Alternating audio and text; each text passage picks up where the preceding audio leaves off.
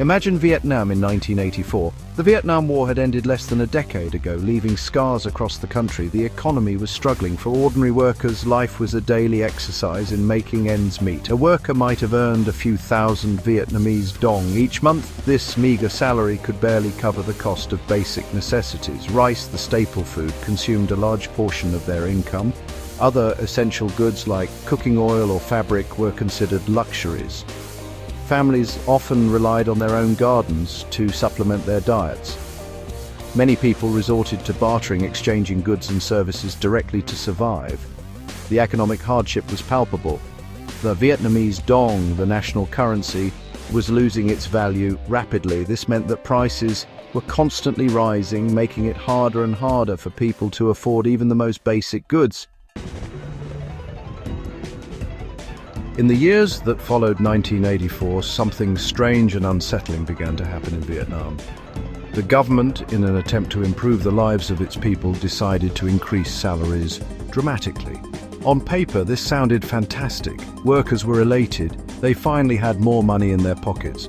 However, this joy was short-lived. As salaries rose, so did the prices of everything else. In fact, prices rose much faster than wages. What had once cost a few thousand dong now cost tens of thousands. The Vietnamese dong was losing its purchasing power at an alarming rate.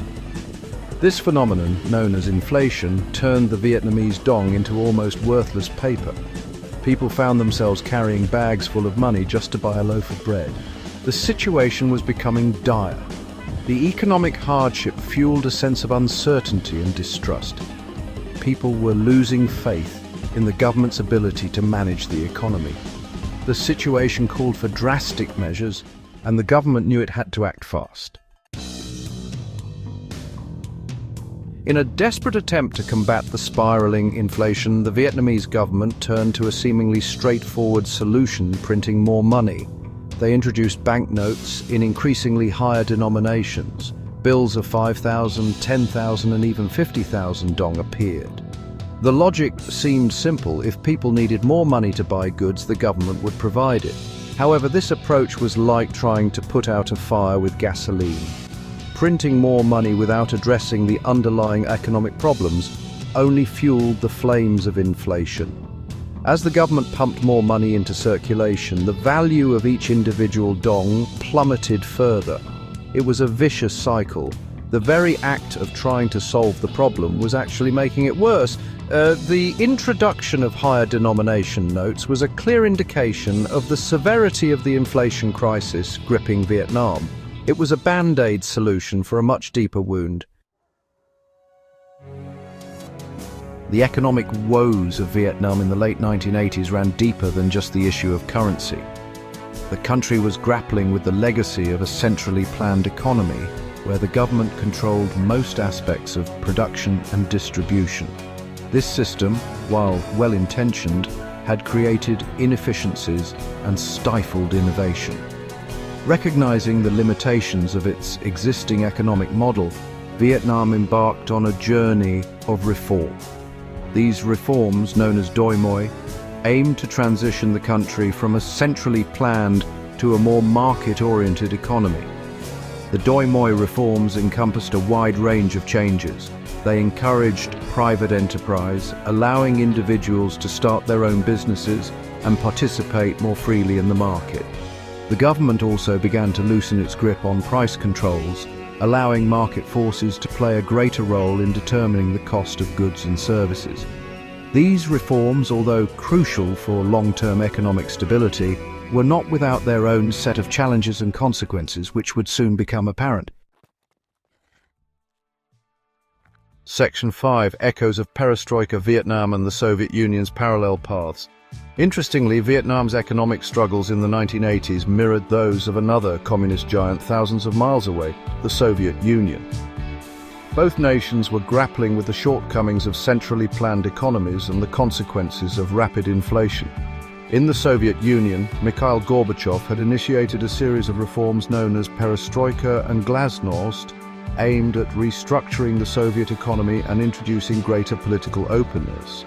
Like Doi Moi in Vietnam, these reforms were a response to the growing realization that the existing system was unsustainable. However, both countries found that the path to reform was fraught with difficulties. In the Soviet Union, perestroika led to unintended consequences, including economic instability and political upheaval, ultimately contributing to the collapse of the Soviet Union in 1991. Vietnam, while facing similar challenges, managed to navigate this turbulent period more successfully. The country's leadership adopted a more gradual and pragmatic approach to reform, learning from the Soviet Union's experiences and adapting its policies to suit its unique circumstances.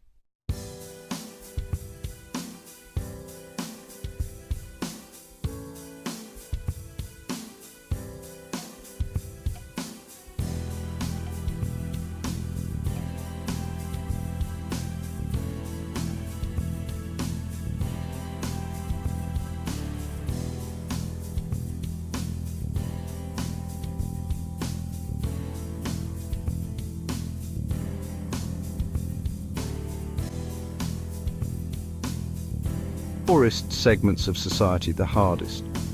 Many people experienced a decline in their living standards, leading to widespread discontent and social unrest.